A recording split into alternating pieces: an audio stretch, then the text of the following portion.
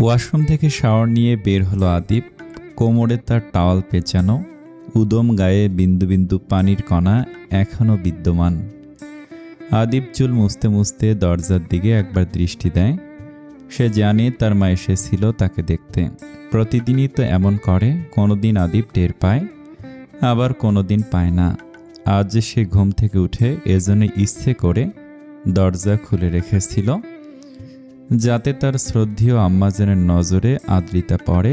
এ দৃশ্য দেখে তার মা নিশ্চয়ই তার বাবাকে তাড়া দিবে বিয়ের আনুষ্ঠানিকতার জন্য।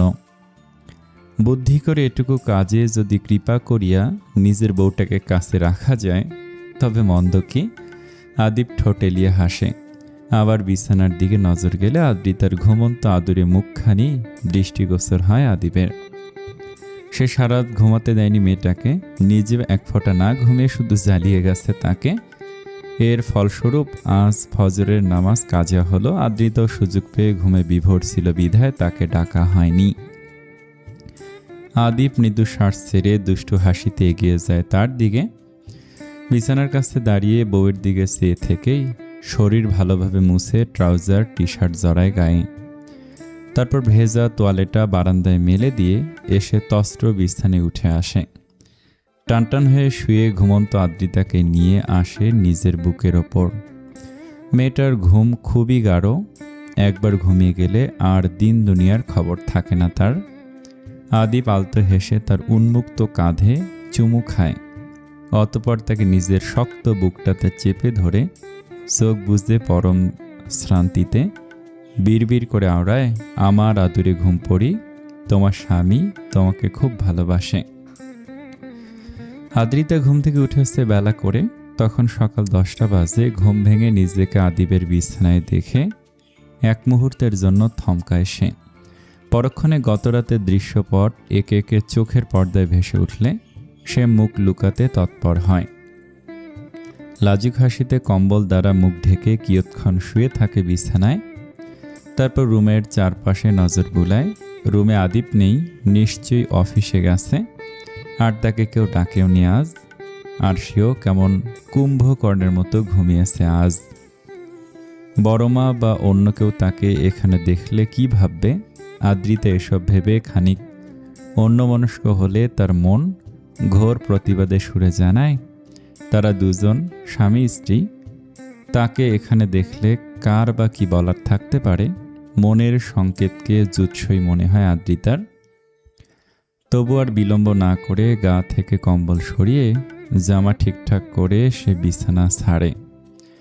তারপর দরজা কিঞ্চিত ফাঁক করে উকি দিয়ে দোতলায় কাউকে দেখতে না পেয়ে এক দৌড়ে নিজের রুমে ঢুকে দরজা বন্ধ করে। গোসল শেষে ভেজা চুলগুলো ভালোভাবে মুছে পিঠে ছেড়ে রেখেছে আদ্রিতা। নিচে যেতে আজ বড্ড লজ্জা করছে তার। আবার প্রচণ্ড খিদে পেয়েছে, তাই না চাইতেও এখন যেতে হবে তার। আয়নায় নিজের প্রতিবিম্বের দিক কিছুক্ষণ অনিমেষ নেত্রে চেয়ে থাকলে তার গলার কাছটায় আদিবের দেয়া ভালোবাসার চিহ্নটা নজরে পড়ে। আদ্রিতা এতে কুণ্ঠিত হয়, ঢোক গিলে নজর সরায়। বদ লোকটা একদম স্টাম্প মেরে দিয়েছে। আর কিছু না ভেবে প্রলম্বিত নিঃশ্বাস ছেড়ে মাথায় ওড়না চাপায় আদ্রিতা। তারপর নববধূর ন্যায় ঠোঁট কামড়ে লাজুক হেসে রুম ছেড়ে ডাইনিং রুমে পৌঁছায়।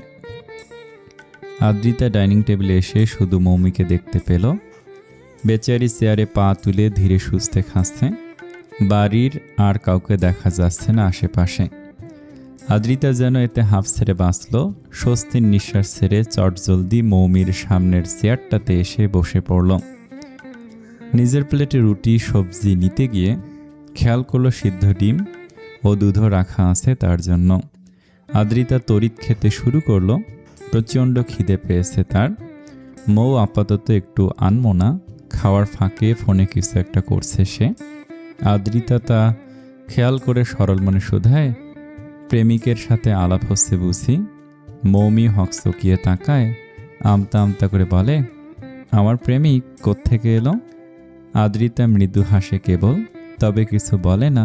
প্রসঙ্গ পাল্টে ভুরু কুঞ্চন করে বলে, আপুরা কোথায়? ভার্সিটি গেছে। তোর ক্লাস নেই? আছে, তবে ফাঁকি দিয়েছি আজ। আদ্রিতা মৃদু শ্বাস ছেড়ে ফের খাওয়ায় মন দেয়। মৌমি প্রায়শই ক্লাস মিস দেয়। এ আর নতুন কি? মৌমির দৃষ্টি হঠাৎ স্থির হয়। কিছুক্ষণ অপলক দৃষ্টিতে চেয়ে থাকে আদ্রিতার লাবণ্যময় মুখপানে। তারপর আনমনে বলে ওঠে, তোকে আজ একটু অন্যরকম লাগছে আদ্রিতা। আগের চেয়েও মুখে গ্লো এসেছে দ্বিগুণ। বোনের থেকে এহেন প্রশংসা বাক্য শুনে আদ্রিতা যেন ভিমড়ি খায়। গলায় খাবার আটকে আসলে তস্ত্র পানি খেয়ে সে নিজেকে ধাতস্থ করে নেয় কোনো রকমে। অতঃপর রয়ে সে শুধায়, অন্যরকম মানে? মমির ঠোঁটে এবার দুষ্টু হাসিরা ভিড় করে। আদ্রিতার প্রশ্নে সে চোখ নাচিয়ে জানায়, আমার ভাইয়ের থেকে আদর পেয়েছিস বুঝি, এজন্যই। মৌমি আর বাকি কথা শেষ করতে পারে না, তার আগেই সেখানে উপস্থিত হন আফসানা বেগম। যদিও তিনি তাদের কথাবার্তার একাংশ শোনেননি, তবু আদ্রিতার ভীষণ লজ্জা হয়। লজ্জায় মুখে লালিমা আভা ছড়ায়। মৌমি কি বলল মাত্র? আফসানা এসে চেয়ারে বসে এক গ্লাস পানি খেলেন। তারপর যাবার আগে আদ্রিতার মুখপানে চেয়ে কোমল স্বরে বলে গেলেন, নাস্তা শেষ করে আমার রুমে আসিস। আদ্রিতা কেবল মাথা নেড়ে সায় জানালো। মৌমি তাকে আর না জ্বালিয়ে পুনরায় ফোনে মগ্ন হলো। আদ্রিতার বুক দুরু দুরু কাঁপছে হুট করে। মনে দুশ্চিন্তিরা উকিঝুঁকি দিচ্ছে। বড়মা তাকে হঠাৎ নিজের রুমে কেন ডাকলেন? তিনি একান্তে কি কথা বলতে চায় তার সাথে। মেয়েদের জীবনটা বড্ড অদ্ভুত, ভীষণ অদ্ভুতরে কায়দায় তাদের জীবন অতিবাহিত হয়। দুনিয়ার এই ক্ষণস্থায়ী জীবনে তাদের স্থায়ী ঠিকানা বলতে কিছু থাকে না। জন্মের পর মুহূর্ত থেকে যে বাড়িটাকে তারা নিজের ভেবে আসে, সেই বাড়িটাতে একদিন মেহমান স্বরূপ বেড়াতে আসতে হয় তাদের। দীর্ঘদিনের চেনা সেই বাড়িটা ফেলে পাড়ি জমাতে হয় এক নতুন সংসারে, এক নতুন বাসগৃহে। কেউ সেই নব্য বাসগৃহে সুখের ঠিকানা পায়, কেউ বা সেখানে অবহেলিত থেকে বাকি জীবনটা পার করে কি চরম বাস্তবতা। এসব ভেবে আদ্রিতার বুক চিরে বেরিয়ে আসে চাপা দীর্ঘশ্বাস। মৌমি আজ এবারের মেয়ে, কিন্তু বিয়ে হলে তারাও তো সেই তথাকথিত নিয়ম অনুসারে পাড়ি জমাবে অন্য সংসারে। দিনকে দিন বাবার বাড়ির সঙ্গে দূরত্ব বাড়বে। একসময় স্বামীর বাড়িটাকে নিজের বাড়ি মনে করে নিত্যদিন অতিবাহিত হবে সেখানে। কিন্তু তার বেলা এসব কিছুই হবে না। তার বাবার বাড়ি যেটা, শ্বশুরবাড়িও সেটা। কয়টা মেয়ের ভাগ্য নিজের বাবা মায়ের সংস্পর্শে শেষ নিঃশ্বাসের আগ অবধি থাকার সৌভাগ্যটা হয়? হয়তো কিছু সংখ্যক। সেই কিছু সংখ্যক ভাগ্যবতীদের মধ্যে আদ্রিতা নিজেও পড়েছে। চক্ষু সম্মুখে দায়িত্ববান পিতা ও মমতাময়ী মাকে সবসময় দেখার সৌভাগ্য সবার কি থাকে? আদ্রিতার সেই সৌভাগ্য আছে। নিজের বিয়ের পর থেকে এ নিয়ে সহস্রাধিকবার সৃষ্টিকর্তার নিকট আদ্রিতার শুকরিয়া জানানো শেষে তার বাবা মাও কম খুশি নন। তারা মুখে সেটা প্রকাশ না করলেও তাদের অভিব্যক্তি দেখে সেই খুশির পরিমাণটুকু আন্দাজ করা যায়। আদ্রিতা কিছুক্ষণ আগেই তার বড়মার রুমে এসেছে।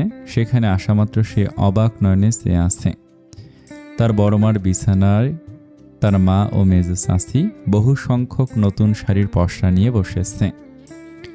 আফসানা উঠে এসে সেখানে বসে আদ্রিতাকেও টেনে নিজের পাশে বসিয়ে দেন।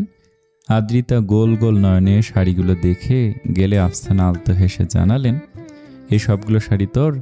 এতদিন আমার ছেলের বউয়ের জন্য একটা একটা করে শাড়ি কিনে জমিয়েছি, দেখ তো পছন্দ হয় কি না। আদ্রিতা বিস্মিত নেত্রে চেয়ে থাকে বড়মার দিকে। সে ভেবেছিল আফসানা কি না কি জন্য একাকী ডেকেছে তাকে। ভীষণ ঘাবড়ে গেছিল তখন সে। কিন্তু এখন ডাকার কারণটা জানতে পেরে তার মন প্রফুল্লিত হয়ে ওঠে নিমেষেই। শাড়িগুলো উল্টে পাল্টে দেখাকালীন তার মায়ের অভিব্যক্তি দেখতেও ভোলে না। এই যে আফসানা ক্ষণে ক্ষণে তার মাথায় হাত বুলাচ্ছেন, থুতনি চেপে এটা সেটা বলছেন, সেসব তিনি মুগ্ধ নজরে দেখছেন। মেয়ের সুখ মানে ওনারও সুখ। আদ্রিতা তা বুঝে। শাড়িগুলো খুব পছন্দ হয়েছে আদ্রিতার। এই কথাটা আফসানাকে এক পর্যায়ে উচ্ছ্বসিত হয়ে জানালে তিনি স্মিত হাসে বলেন, যাক, নিশ্চিন্ত হওয়া গেল। এবার শাড়িগুলো নিয়ে নিজের আলমারিতে গুছিয়ে রাখিস। কাল তোকে আমি শাড়ি পরিয়ে দিব, ঠিক আছে? আদ্রিতা ঠোঁটেলিয়ে হেসে যায়, সায় জানায়। মরিয়ম এর মধ্যে আদ্রিতার দিকে চেয়ে বলে ওঠেন, এখন থেকে শাড়ি পরে অভ্যাস করিস আদ্রিতা, বিয়ের পর কিন্তু মাঝে মধ্যে মেয়েদের শাড়ি পরতে হয়। মরিয়মের কথায় আদ্রিতা স্মিত হেসে মাথা নাড়ায়। তার সেই মিষ্টি হাসির পানে আফসানা বিমুগ্ধ নয়নে চেয়ে থাকেন অপলক। মেয়েটার হাতে এখনই শাড়িগুলো গুছিয়ে দেবার ভাবনা ছিল না ওনার। তাদের যেহেতু বিয়ের আনুষ্ঠানিকতা হয়নি, তাই ভেবেছিলেন থাক না, এখন সে এবারের মেয়ের মতো, অনুষ্ঠানের পর না হয় একে একে সব হবে। কিন্তু আজ যে সকালের পর থেকে তার ভাবনায় ব্যাপক পরিবর্তন এসেছে। দুই যাকে সব কিছু জানিয়ে রাখলেও নিজের স্বামীকে এখনও জানানো বাকি। বিয়ে যেহেতু হয়েই গেছে তাদের, তাহলে ছেলে মেয়ে দুটোকে আর দূরে সরিয়ে লাভ কি? আজ আসুক আদিবের বাবা, এ নিয়ে ওনার সঙ্গে বিস্তর আলোচনা করবেন তিনি। ভালোভাবে বিয়ের অনুষ্ঠানটা শুধু মিটে যাক, তাহলেই তিনি পুরোপুরি নিশ্চিন্ত হবেন। সবেমাত্র একটা মিটিং সেরে নিজ অফিস কক্ষে এসে বসেছে তাহির। আজ সকালে তার ঘুম ভেঙেছে এক মন ভালো করা সংবাদ শুনে। তার সঙ্গে দিবার বিয়ে দিতে রাজি হয়েছে মেয়ের পরিবার, যা আজ সকালেই ফোন কলের মাধ্যমে জানিয়েছে তার বাবাকে।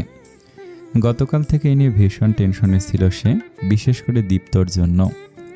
সেই টেনশনে অস্থির হয়েই কাল নিজের বন্ধুদেরও রাত পর্যন্ত আটকে রেখেছিল সে। অথচ রাতে মেয়ের বাড়ি থেকে ফোন দেয়নি, দিয়েছে সকাল দিকে। তবে যাই হোক, বিয়েতে যে তারা সম্মতি দিয়েছে এতেই সে খুশি। চেয়ারে গা হেলিয়ে টেবিল থেকে নিজের ফোনটা হাতে নিল তাহির। বন্ধুদের বিয়ের ব্যাপারটা জানানো হয়েছে অবশ্য, তবু আদিবের সঙ্গে এক্সট্রা কিছু কথা বলার জন্য তার নাম্বারে ডায়াল করে ফোন কানে চাপল সে। কিছুক্ষণের মাঝে রিসিভ হলে তাহির গলা ছেড়ে বলল, ব্যস্ত আছিস? ওপাশ থেকে গম্ভীর মুখের জবাব পেল, না বল। তাহির এবার সোজা হয়ে বসে রয়েছে বলল, দিবার ভাই কেমনে মত দিল বিয়েতে, তা আমার বুঝে আসছে না দোস্ত। ওই কাল যেমনে আমারে দেখতেছিল তাতে তো অশুভ কিছু টের পাইছিলাম আমি। শালা হঠাৎ পোল্টি খাইল কেমনে? আদিব অধর বাক্যে হাসলো তাহিরের কথায়, তারপর রাগঢাক না রেখে স্পষ্ট জবাব বলল, দিবার ভাইকে কাল আমি কল দিয়েছিলাম। সে অবশ্য তোদের বিয়েতে রাজি ছিল না, তবে আমি সব কিছু বুঝিয়ে বলার পরে মত দিয়েছে। তাহির যেন আসমান থেকে খসে পড়লো এমন হাবভাব করে অবাকের সুরে বলল, কি বলিস? কখন ফোন দিয়েছিলি তুই? ওই শালা রাজি ছিল না। আদিব এবার শান্ত মেজাজে বলল, কাল রাতে বাড়ি ফেরার সময় দিবার কাছ থেকে নাম্বার নিয়ে ফোন দিয়েছিলাম, আর এখন দীপ্তকে শালা নয় সম্বন্ধী ডাক রাখছি, একটু পর প্রেজেন্টেশন আছে আমার। আদিব কল কাটলে তাহির হতভম্ব হয়ে কিছুক্ষণ স্থির বসে রয়। আদিব গম্ভীর মেজাজি হলে কি হবে, সে বন্ধুদের মন বুঝে। তাহির সত্যি কাল খুব অস্থিরতায় ভুগছিল, শান্তি পাচ্ছিল না মনে কোনোভাবেই। সেই উচ্চাটনটা সে তখন ভাষায় প্রকাশ না করলেও আদিব তার মনের অস্থিরতা বুঝে কি সুন্দর অগোচরে তার সম্বন্ধীকে রাজি করিয়ে নিল। এমন নিঃস্বার্থ বন্ধু কজনের হয়? তাদের বন্ধুত্বের মাঝে স্বার্থ শব্দটা কখনো ঢোকেনি বলে আজও তারা সেই স্কুল লাইফের মতো হাস্যোজ্জ্বল। এখনও বাচ্চাদের মতো খুনসুটি করে তারা। পাঁচজন একত্রিত হলে হাসি আমোদে এক সুন্দর সময় কাটায়। কখনো মুখে প্রকাশ না করলেও তারা যে একে অপরের জন্য কতটা গুরুত্বপূর্ণ সেটা সকলেই বুঝে। আফসানা আজ সকাল থেকে আদিবের বাবার ফেরার অপেক্ষা করছিল, কিছু জরুরি কথা বলবেন তিনি। তার সেই অপেক্ষার প্রহর শেষ হয় সন্ধ্যা 7:30টায়। শফিক রহমান অফিস থেকে ফিরে ফ্রেশ হয়ে নাস্তা করে নিয়েছেন ভাইদের সঙ্গে, অতঃপর বিশ্রামের উদ্দেশ্যে নিজ কামরায় এলে আফসানাও তার পিছু পিছু রুমে আসেন। দরজাটা ভিড়িয়ে এগিয়ে যান বিছানার দিকে। শফিক সাহেব সবেমাত্র শুয়েছিলেন। আফসানাকে এগিয়ে আসতে দেখে সদিগ্ন নজরে তাকান। আফসানা সেই দৃষ্টির তোয়াক্কা না করে স্বামীর পাশে এসে বসেন। কোমল গলায় বলেন, একটা কথা বলার ছিল। আফসানার অভিব্যক্তি আজ একটু অন্যরকম। এর মাঝে একটা গুমোট ভাব লক্ষ্য করা যাচ্ছে, যে আপাত দৃষ্টিতে ধরতে পারছেন আদিবের বাবা। হঠাৎ হয়েছে কি তার? শফিক সাহেব মৃদু শ্বাস ছেড়ে গাম্ভীর্যতা বজায় রেখে বললেন, বলো শুনি কি হয়েছে। আফসানা খানিক আড়ষ্ট ভঙ্গিমায় বসে থাকেন, এদিক ওদিক চেয়ে নিজেকে খানিক ধাতস্থ করে নেন। তারপর সলজ্জিত কণ্ঠে বলে ওঠেন, জলদি ছেলের বিয়ের অনুষ্ঠানের ব্যবস্থা করেন। শফিক রহমান চরম বিস্ময়ে হতবাক হয়ে এলেন। স্থির দৃষ্টিতে কিছুক্ষণ স্ত্রীর দিকে চেয়ে থেকে আশ্চর্যান্বিত স্বরে বললেন, জলদি বিয়ের ব্যবস্থা করব মানে কি? আদ্রিতার অনার্স শেষ হয়েছে এখনও, মেয়েটার অনার্স শেষ হোক, তারপর এ নিয়ে ভাবব। সেটা তো তুমি জানো, তবু হঠাৎ এই প্রসঙ্গ তোলার কারণ কি? আফসানা এবার নিজের ঠাট বজায় রেখে প্রত্যুত্তর করেন, আপনার বাবা ছেলে মিলে পাগল করে দিবেন আমাকে। বিয়ে যখন হয়েই গেছে তাহলে ওদের দূরে সরিয়ে রেখে লাভ কি? বোঝেন না কিছু, নাকি সব বুঝে না বোঝার ভান করেন? শফিক রহমান এবার একটু নিভলেন।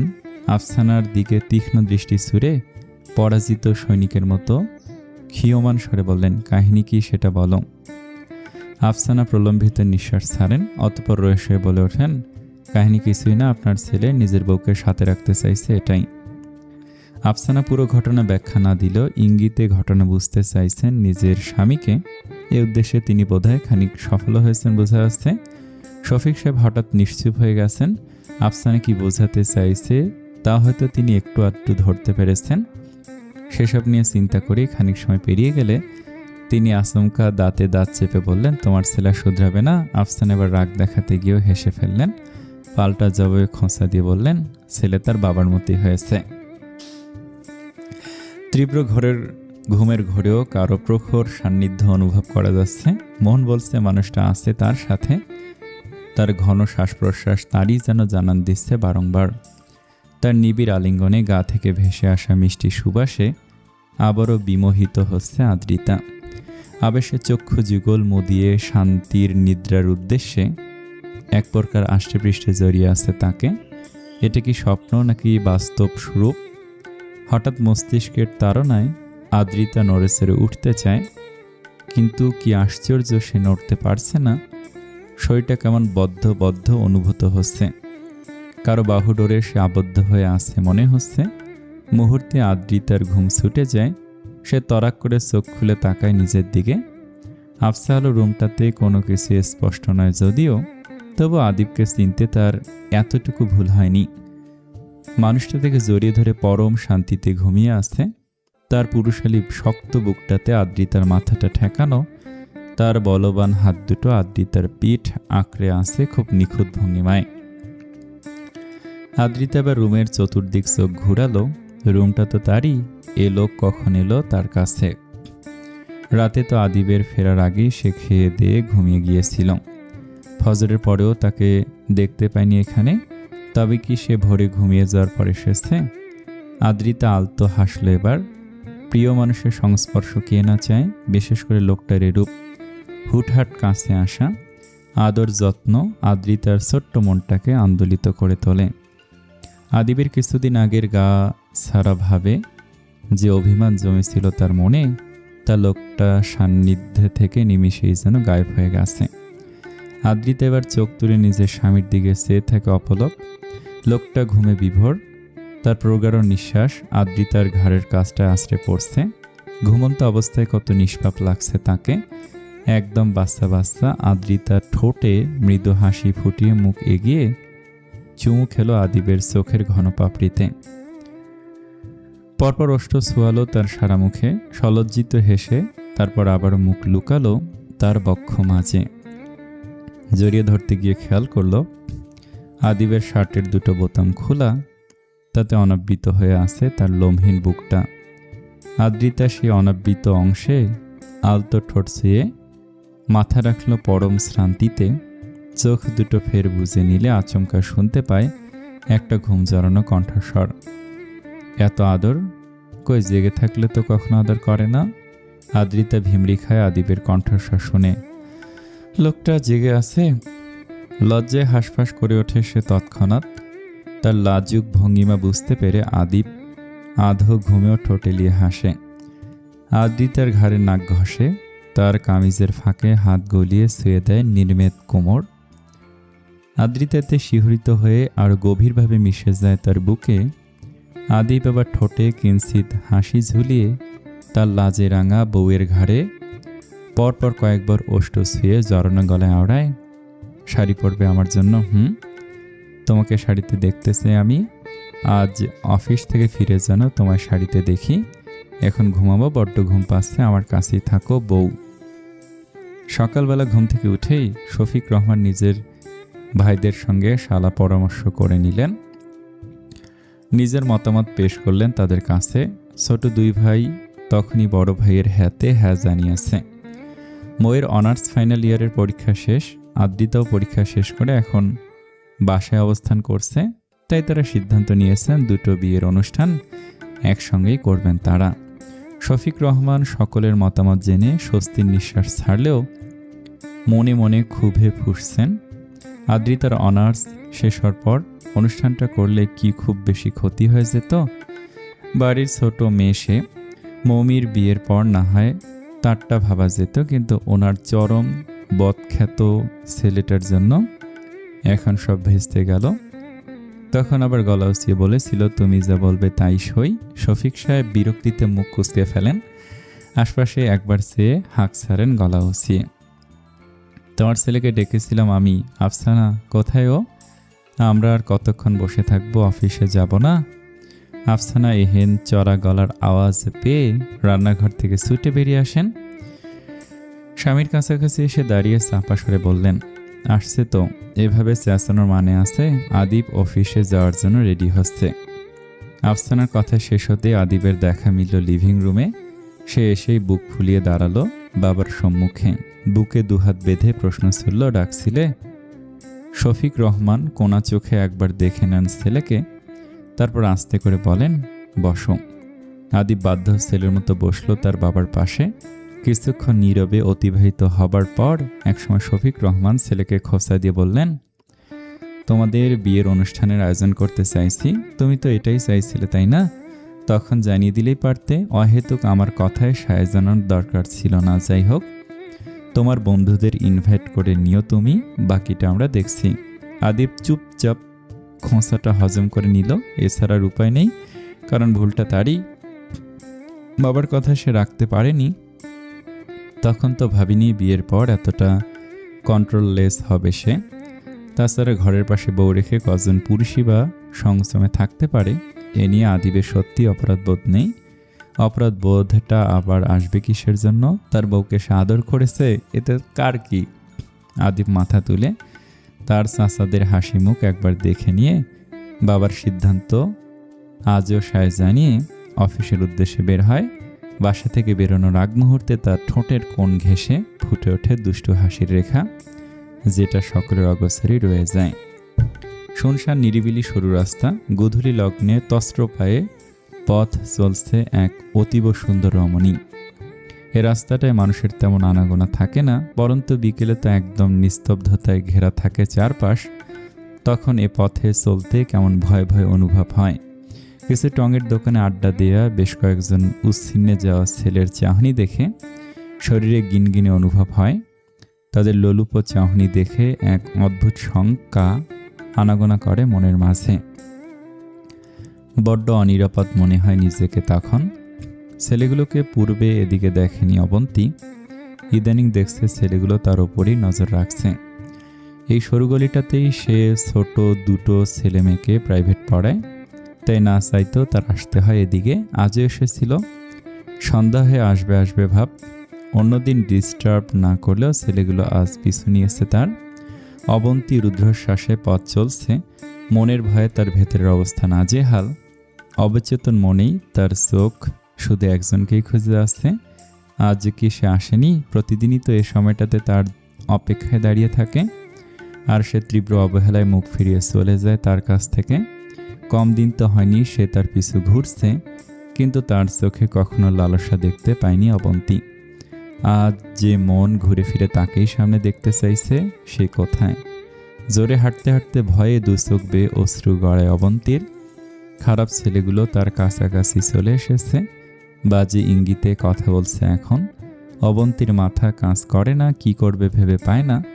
ঝাপসা দৃষ্টিতে হুট করে সামনে তাকাতেই অদূরে রাস্তার সাইডে সিফাতকে দাঁড়ানো অবস্থায় দেখে।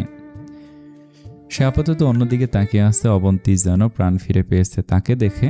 ভরসাপূর্ণ মানুষটাকে দেখে কোনো দিকে না চেয়ে এক দৌড়ে গলির মাথায় দাঁড়ানো শিফাতের কাছে চলে যায় সে। শিফাত হঠাৎ ভড়কে যায় অবন্তীর দৌড়ানো দেখে। পরক্ষণে তার পেছনে নজর রাখতে আসল ঘটনা পরিষ্কার হয়। শিফাত কটমটে চাহনিতে এগোতে নিলে ছেলেগুলো উল্টো ঘুরে এক প্রকার পালিয়ে যায় সেখান থেকে। অবন্তী দৌড়ে এসে শিফাতের কাছ ঘেঁষে দাঁড়িয়ে ফুপিয়ে কাঁদছে এখন। শিফাত তার ক্রন্দনরত মুখটা দেখে অস্থির হয়ে ওঠে রীতিমতো। জড়তা নিয়ে তার ভেজা গালে হাত রেখে শুধায়, অবন্তী প্লিজ কেঁদো না। ওরা কি তোমার গায়ে হাত দিয়েছে বলো? ওদের হাত আমি ভেঙে ফেলবো। অবন্তী কিছুক্ষণ পর নাক টেনে চোখ মুছে নিজেকে খানিক ধাতস্থ করল। চোখ তুলে চাইল শিফাতের দুশ্চিন্তাগ্রস্ত মুখের দিকে। এ মানুষটাকে সে কতটা অবহেলা করেছে। ভার্সিটি লাইফ থেকে তার পিছু ঘুরছে শিফাত। দুজন সমবয়সী বিধায় অবন্তী তাকে এড়িয়ে চলত সবসময়। মেয়েদের জীবনসঙ্গী হতে হয় নিজের চেয়ে বয়সে বড়, বুঝদার, দায়িত্বশীল একজন মানুষ। সেখানে শিফাতের মতো একজন স্টুডেন্ট মানুষকে সে কিভাবে গ্রহণ করবে? তার উপর তার বাবা নেই, একজন বড় ভাইও নেই। মাও ছোট ভাইটাকে নিয়ে ছোট্ট সংসার তাদের। বাবা মারা যাওয়ার পর থেকে বেসরকারি স্কুলে শিক্ষকতা, টিউশনি করিয়ে যতটুকু অর্থ উপার্জন হয় তা দিয়ে তাদের কোনো মতে দিন চলে যাচ্ছে। শিফাত বেশ কয়েকবার বিয়ের প্রস্তাব দিয়েছে তাকে, কিন্তু সবসময় সে নাকচ করত বয়সের কারণে। তবু শিফাত তার পিছু ছাড়েনি। হাজারবার ফিরিয়ে দেবার পরও তার মন জয়ের চেষ্টা করে গেছে। অবন্তী এবার ঠোঁট কামড়ে কান্না থামায়, তারপর মাথা নুয়ে আস্তে করে বলে, ওরা আমার গায়ে হাত দেয়নি, কিন্তু তুমি না থাকলে। শিফাত প্রলম্বিত নিঃশ্বাস ছাড়ে অবন্তীর গালে রাখা হাতটা দিয়ে চোখ দুটো মুছে দেয় সযত্নে। তারপর ধীর স্বরে আওড়ায়, কাঁদে না, এই গলিতে খারাপ মানুষের আনাগোনা বেশি। আমার তোমাকে নিয়ে চিন্তা হয়, তাই অফিস শেষে সোজা এখানে চলে আসি। প্রাইভেটের টাইম চেঞ্জ করা যায় না, বা ছাড়া যায় না এটা? অবন্তী মুখ তুলে অসহায় নয়নে চায়। বুঝে আসা কণ্ঠে বলে, টিউশনি জোগাড় করা এত সহজ ব্যাপার না। তাছাড়া সময় পরিবর্তনের সুযোগ নেই। এই বাচ্চাগুলো হাতছাড়া হলে আর পাবো না। শিফাত এক দৃষ্টিতে চেয়ে থাকে অবন্তীর অসহায় মুখটার দিকে। মেয়েটার কষ্ট দেখলে বুক পুড়ে তার। সে তো রাজার হালে দিন কাটাচ্ছে, কিন্তু এই মেয়েটা দিন রাত খেটে যাচ্ছে সংসারের পেছনে। শিফাত তাকে ভীষণ ভালোবাসে। ভালোবাসার মানুষটার কষ্টটা সহ্য হয় না তার, কিন্তু কি করবে, মেয়েটাও তো মেনে নিচ্ছে না তাকে। ভালোবাসার ক্ষেত্রে জোর তো করা যায় না। অবন্তীর মলিন মুখটার দিকে চেয়ে থেকে শিফাত স্পষ্ট জবাবে বলে, আমি তোমাকে বিয়ে করতে চাই অবন্তী, প্লিজ একটা সুযোগ দাও। আমি কিন্তু এখন স্টুডেন্ট না, পড়াশোনা শেষ করে এখন চাকরি করছি। বউকে ভরণ পোষণ দেবার যথেষ্ট যোগ্যতা আছে আমার। প্লিজ একবার হ্যাঁ বলো। আমি তোমাকে ছাড়া থাকতে পারছি না, ফিরিয়ে দিও না। তোমাকে ছাড়া দম বন্ধ লাগে আমার। শিফাত এর আগেও বেশ কয়েকবার এই বাক্যগুলো আওড়েছে অবন্তীর সামনে। তখন মেয়েটা না শোনার ভান করে চলে গেলেও আজ অশ্রুপূর্ণ চোখে চেয়ে আছে তার দিকে। শিফাতের ইচ্ছে করছে মেয়েটাকে বুকে জড়িয়ে ধরে কাঁদতে নিষেধ করতে, কিন্তু অধিকার যে নেই। আর যদি ভুল বুঝে মেয়েটা টলটলে অশ্রু চোখে অবন্তী নিভু স্বরে জানায়, আমি তোমাকে বিশ্বাস করি শিফাত। এবার ঠোঁটেলিয়ে হাসে। তারা সমবয়সী হলে কি হবে? মেয়েটা উচ্চতায় তার কাঁধ সমান। এই পুস্কি মেয়ে নাকি আবার বড় বড় ভাব দেখায়। মাথাটা হালকা ঝুঁকিয়ে স্পষ্ট জবানে বলে, সেটা আমি জানি। বিশ্বাস করো বলেই তো দৌড়ে এসে আমার কাছেই থেমেছ। এই বিশ্বাসের জোরে আমাকে কি আপন করে নেওয়া যায় না অবন্তী? কেন বারবার বয়সের মতো একটা ঠুনকো বিষয় নিয়ে আমাকে দূরে ঠেলে দিচ্ছ? ভালোবাসার ক্ষেত্রে এটা কোনো ফ্যাক্ট না, মায়া হয় না? অবন্তী এবার চোখ মুছে আর চোখে একবার শিফাতকে দেখে নিয়ে মৃদুস্বরে বলে ওঠে, আমার সামনে ভালোবাসি বলে চাঁচালে কিছু হবে? আমাকে ছাড়া কেউ থাকতে না পারলে তার উচিত হবে আমার মায়ের কাছে প্রস্তাব নিয়ে যাওয়া। সে না বুঝলে আমি কি করব? এখন বাসায় পৌঁছে দিয়ে আসো আমায়। অবন্তীর ইঙ্গিতপূর্ণ কথাটা শুনে হকচকিয়ে তাকায় শিফাত। তার মানে মেয়েটা রাজি, এতদিন পর মত দিয়েছে। তবে শিফাতের খুশি যেন আর ধরে না। প্রশান্তির শ্বাস ছেড়ে সে তৎক্ষণাৎ আঁকড়ে ধরে অবন্তীর হাত। তার চমকানো দৃষ্টিতে গাঢ় চাহনি নিক্ষেপ করে আদুরে গলায় বলে ওঠে, আমার মনের অবস্থাটা বোঝার জন্য তোমাকে স্পেশাল থ্যাঙ্কসটা বিয়ের পর দিব। কাল থেকে এই টিউশনিতে আসবে না, আমি মানা করেছি। এখন চলো বাসায় পৌঁছে দিয়ে আসি। সিফাতের অধিকার মেশানো কথাগুলো শুনে অবন্তী বেশ অবাক হতে গিয়েও স্বচ্ছ চোখে হাসল। মনের কোণে হঠাৎ সুখ সুখ অনুভূত হলো তার। লোকটা দৃষ্টি সামনে রেখে তার হাত আঁকড়ে এগিয়ে গেলেও সে নির্নিমেষ চোখে দেখে যাচ্ছে তাকে। স্বার্থের এই দুনিয়ায় কিছু মানুষ এত ভালো কেন? তাদের নিঃস্বার্থ পবিত্র মনের ভালোবাসা এতটা স্বচ্ছ হয় যে তাদের থেকে মুখ ফিরিয়ে রাখাই যায় না। পবিত্র ভালোবাসার জোরে এক অদ্ভুত বন্ধনে একটা মানুষকে তারা নিজের সঙ্গে আবদ্ধ করে রাখে খুব সহজেই। আকাশ মেঘলা, ঝিরিঝিরি হাওয়া বইছে। শীতল হাওয়া গায়ে এসে লাগতেই তনুমন কেমন চনমনিয়ে ওঠে। এক প্রাণ প্রফুল্লকর নিঃশ্বাস বুক চিরে বেরিয়ে আসে তখন। বৃষ্টি নামার আগ মুহূর্তটা বেশ মনোমুগ্ধকর, চোখ ধাঁধানো হয়। সেই মনোমুগ্ধকর দৃশ্যটা দেখতে দেখতেই পথ চলছে সিফাত। খানিক আগে অবন্তীকে বাসায় পৌঁছে দিয়েছে সে। ততক্ষণে সন্ধ্যা ঘনিয়ে এসেছে। তারপর পাশের একটা মসজিদে মাগরিবের নামাজ আদায় করে বাসায় যাবার উদ্দেশ্যে পথ চলছে সে। কিছুদূর সামনেই বাস স্ট্যান্ড, সাথে গাড়ি না আনায় বাসে করে যেতে হবে আজ। তার হাঁটার মধ্যেই কল এলো তার ফোনে। প্যান্টের পকেট হাতে ফোনটা বের করলো সে। রিসিভ করে কানে চেপে সহজাত ভঙ্গিমায় বলল, হ্যাঁ বল। ওপাশ থেকে তৎক্ষণাৎ জবাব এলো রাফির, এই কই তুই? কোন মাইয়ের পিছে ঘুরতেছিস আবার? বাজে বকবি না শালা, আমি বাসায় যাচ্ছি, কি দরকার? রাফি দাঁত কেলিয়ে হেসে বলল, লেকের পাড়ে চলে আয়, আদিপ মামু জরুরি তলব পাঠিয়েছে, সবাই এসে গেছে, শুধু তুই বাকি, জলদি আয় শালা। সিফাত মৃদু শ্বাস ছেড়ে বলল, ওকে রাখ, আসছি। ধানমন্ডি লেকের স্বচ্ছ জলের সান্নিধ্যে 5 বন্ধুর আড্ডা চলমান। 4 জন পূর্বে উপস্থিত ছিল।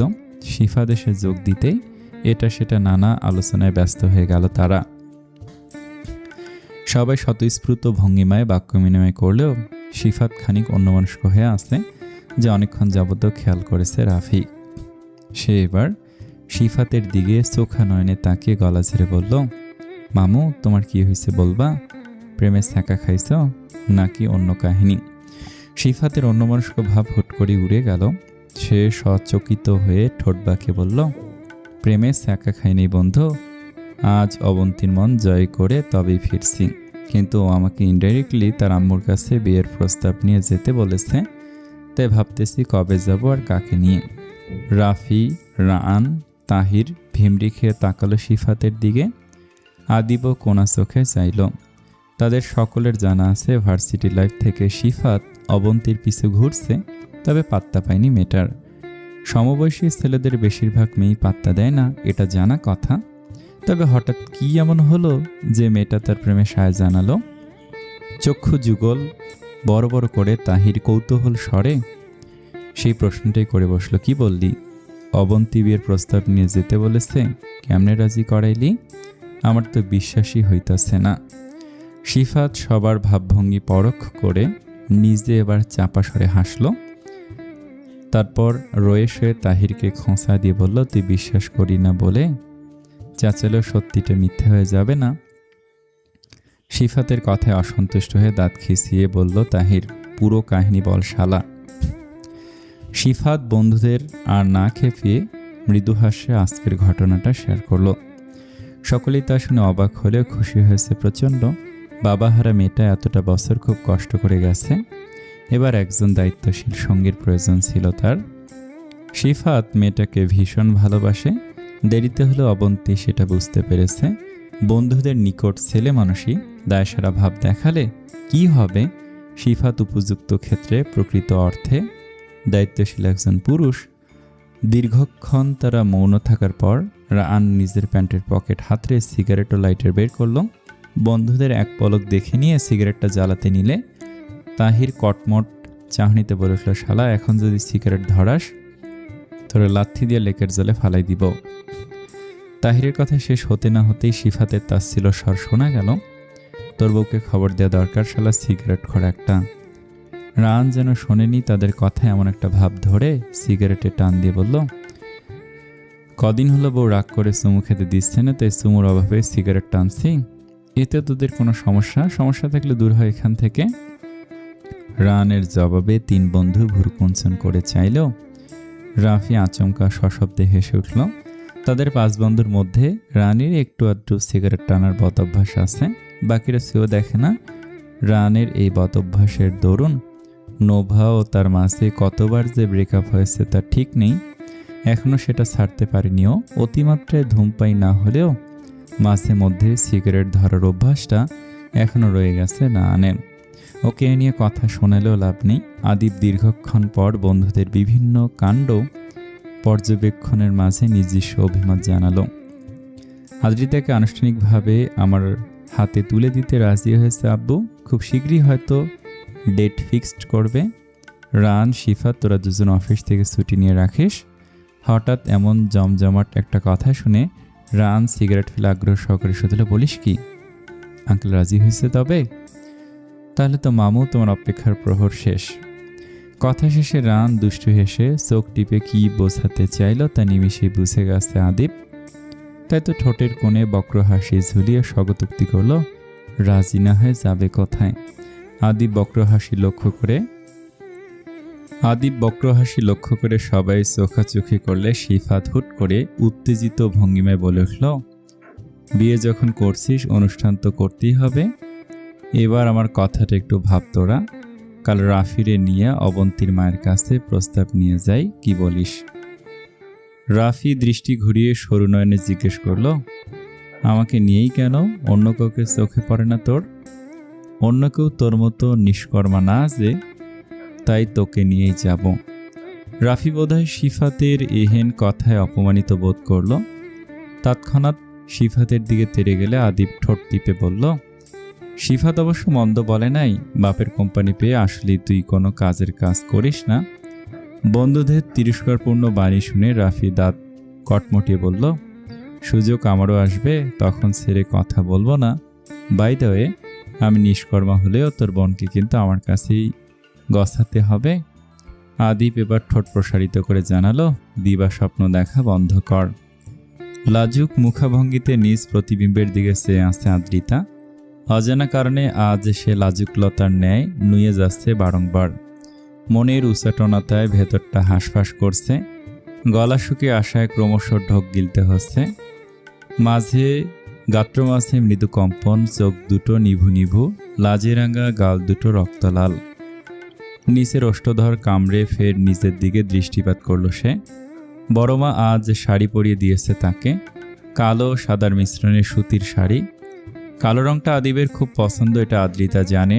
সকালে ঘুম ঘুম কণ্ঠে সে যখন বলেছিল আজ শাড়ি পরবে, তখন আদ্রিতার কি হয়েছিল জানে না, তবে তখনই ভেবে নিয়েছিল এখন থেকে কিছুদিন শাড়ি পরেই থাকবে আদিবের সামনে। তবে কিভাবে মুখোমুখি হবে লোকটার, তার কথা ভাবতেও যে এখন লজ্জায় আড়ষ্ট হয়ে যায় সে। তাকে আজ শাড়িতে দেখে আদিবের রিয়াকশন কেমন হবে? নিশ্চয়ই নিষ্পলক চেয়ে রইবে ক্ষীণকাল। তারপর নিজের এসব অবান্তর ভাবনায় আদ্রিতা ভিমড়ি খায়। মন আজকাল চূড়ান্ত মাত্রায় বেহায় হয়ে যাচ্ছে নাকি। অবশ্য আদিবের বাতাস লেগেছে তার গায়ে। লোকটা ওপর থেকে ভদ্র সভ্য হিসাবে নিজেকে উপস্থাপন করলেও ভেতরে ভেতরে সে কতটা দুষ্টু তা আদ্রিতা জেনে গেছে। ভীষণ নির্লজ্জ সে নিজের ভাবনা থেকে বেরিয়ে আদ্রিতা চারপাশ চায়, তবে বিছানায় কাঁথা মুড়ি দিয়ে শুয়ে বান্ধবীদের সঙ্গে চ্যাট করছে মৌমি। সে পুরোপুরি ফোনে মগ্ন বলা যায়। মৌ খানিক আগেই সোহানের কল পেয়ে সেখান থেকে ফোন নিয়ে দৌড়ে নিজের রুমে গেছে। আদ্রিতা মৃদু হেসে মৌমির দিকে এগোলো, বিছানায় বসে অসহায় গলায় বলল, তোরা কত ব্যস্ত, অথচ আমি সিঙ্গেলদের মতো দিন পার করছি। মৌমি মাথা উঁচিয়ে আদ্রিতাকে একবার সরু চোখে দেখে নিল, তারপর পুনরায় ফোনে হাত চালিয়ে সহজদার ভঙ্গিমায় বলল, একটু পর তো তোর স্বামী আসবে, তখন সেবা যত্ন করিস মন ভরে। ভাইয়াকে না হয় বলে দিব তোর সঙ্গে আরো বেশি সময় কাটাতে, যাতে নিজেকে আর সিঙ্গেল মনে না হয়। মমির কড়াক মজাটা বুঝতে পেরে আদ্রিতা মুখ ফুলিয়ে চাইল, চোখ রাঙিয়ে বলল, ওনাকে এসব বলতে গেলে তোর পর্দা ফাঁস করব। মমি সচকিত হয়ে তৎক্ষণাৎ উঠে বসলো। আদ্রিতার দিকে দৃষ্টি তাক করে জিজ্ঞাসু গলায় জানতে চাইল, আমার পর্দা মানে? আদ্রিতা ঠোঁট টিপে হেসে বলল, রাফি ভাইয়ের সাথে সেটিং হয় তাই না? আমি সব জানি। মমি চমকিত নয়নে তাকালো, মুখ কাঁচুমাচু করে শুধালো, কিভাবে জানি? শোন, আমি কিন্তু প্রেম করি না বুঝলি। উনি আমার খোঁজ খবর নেয়, আমিও রিপ্লাই দেই, এটাই। ভাইয়াকে কিন্তু উল্টাপাল্টা বলবি না, বলে দিলাম। মৌমিকে ভড়কাতে পেরে আদ্রিতা কেবল ঠোঁট প্রসার করে হাসে, তবে কিছু বলে না। মৌমি করুণ চোখে চাইলে আদ্রিতা হাস্যরত অবস্থায় বলে, রিল্যাক্স, আমি কাউকে কিছু বলবো না। আদিব আজ রাত করেই বাসায় ফিরেছে, তখন 10:05। ফ্রেশ হয়ে খেতে খেতে রাত 10:30 পেরিয়ে গেছে। তখন খাওয়ার ফাঁকে আদিব দোতলার দিকে চোখ বুলায়। গত 2 দিন ধরে নিজের চক্ষুর সম্মুখে আদ্রিতার আনাগোনা লক্ষ্য করা যাচ্ছে না। মেয়েটা এক প্রকার লুকিয়ে বেড়ায় তার থেকে। সে যেছে তার কাছে ধরা না দিলে মেয়েটা যেন আসতেই চায় না তার সামনে, সেটারই পণ করেছে মনে হচ্ছে। সব আদিবের মেজাজ খারাপ করার ধান্দা। বিয়ে করেছে অথচ বউ দূরে দূরে থাকে। তার কি লাগবে না লাগবে সেটা খেয়াল রাখার সময়ও নেই মহারানীর। সে আছে তার লজ্জা নিয়ে, স্বামীর ভালোবাসা পেলে এইভাবে পালিয়ে বেড়াতে হয় বুঝি, বোকামি কোথাকার।